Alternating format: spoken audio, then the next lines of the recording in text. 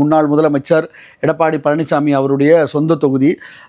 இந்த தொகுதியை பொறுத்த வரைக்கும் இந்த வாட்டி தேர்தல் முடிவுகளில் தமிழ்நாட்டிலேயே அதிக வாக்கு வித்தியாசத்தில் வெற்றி பெறக்கூடிய ஒரு வேட்பாளராக எடப்பாடி பழனிசாமி இருப்பதற்கான வாய்ப்புகள் இருக்குது. அது எதை வச்சு சொல்கிறோம் அப்படின்னா, ஏற்கனவே இந்த வீடியோவுடைய இன்ட்ரோவில் சொல்லியிருந்தோம் இல்லையா, இங்கே தாவேகா வேட்பாளர் கிடையாது. அவர் வேட்புமனு நிராகரிக்கப்பட்டதுனால இங்கே கிடையாது. நம்ம சர்வே எடுக்கும் போதுமே பார்த்தீங்கன்னா நிறைய பேர் விஜய்க்கு சொல்கிறாங்க. ஆனால் அங்கே வேட்பாளர் இல்லை, ஆனாலும் என்ன பண்ணுறது, நாங்கள் வாக்களிக்கிறதுக்கு ஆர்வமாக தான் இருந்தோம் அப்படின்னு சொல்லிக்கிட்டு அவங்களுடைய கருத்துக்களை நம்மக்கிட்ட பதிவு பண்ணியிருந்தாங்க.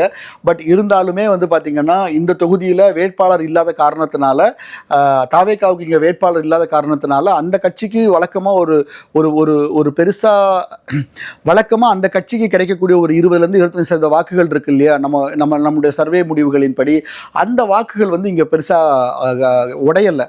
ஸோ அதனால இங்கே வலுவாக இருக்கக்கூடிய எடப்பாடி பழனிசாமிக்கு தான் அந்த வாக்குகள் பெரும்பாலும் போகுது. ஸோ அந்த வகையில் பார்க்குறப்போ எடப்பாடி பழனிசாமி மிகப்பெரிய வாக்கு வித்தியாசத்தில் வெற்றி பெறுவதற்கான சூழல் தான் இப்போதைக்கு எடப்பாடி தொகுதியில் இருக்குது. திமுகவில் காசி களத்தில் இருக்கிறாரு. நாம் தமிழரை பொறுத்த வரைக்கும் பிரியதர்ஷினி களத்தில் இருக்கிறாங்க. ஸோ இதெல்லாமே எடப்பாடிக்கு ரொம்ப ஒரு ஈஸி கேக் வாக்காக தான் இருக்குது இப்போதைக்கு. அதனால் எடப்பாடி தொகுதியை பொறுத்த வரைக்கும் எடப்பாடி பழனிசாமி எளிதில் ரொம்ப கம்ஃபர்டபுளாக வெற்றி பெறுகிறார் அப்படிங்கிறது தான் நம்மளுடைய சர்வே முடிவாக இருக்குது.